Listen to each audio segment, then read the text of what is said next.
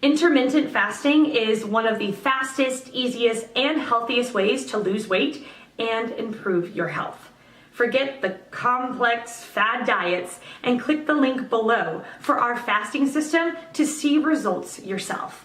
But for now, today's video.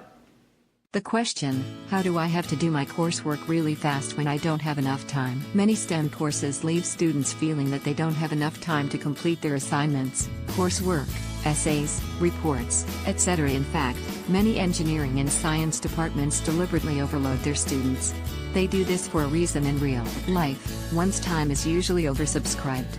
This means that one needs to learn how to optimize one's use of time. Managing one's time is a skill, and the best time to learn this skill is while you are still a student. Here are some pointers on how to manage your time.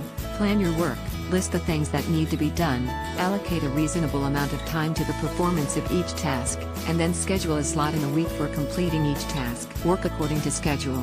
Do not overrun the time that you have allocated to each task. If you finish a task in less than the allocated to it, reallocate the time to the remaining tasks. Learn all your theory before attempting problems on that theory. Memorize all definitions, laws, and major results like theorems, propositions and lemmas. Memorize also the key steps of each proof. Many proofs contain steps that are not intuitive. These are the steps you need to memorize.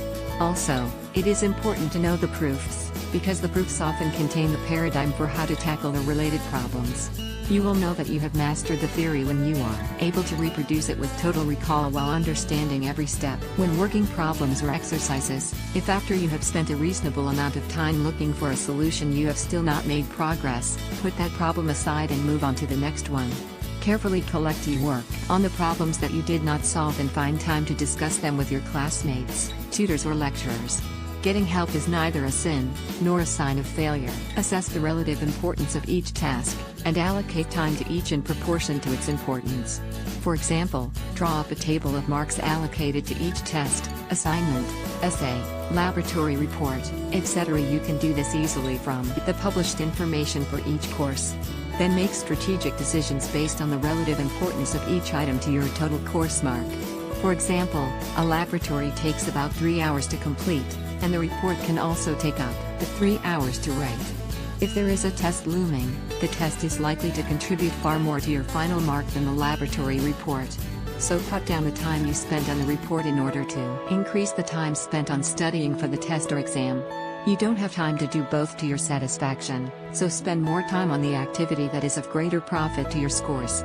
Knowing how to cut corners and, more importantly, knowing which corners can be cut, is an ultra-important life skill. For more answers, or a full guideline on fasting, check out the links in the description below.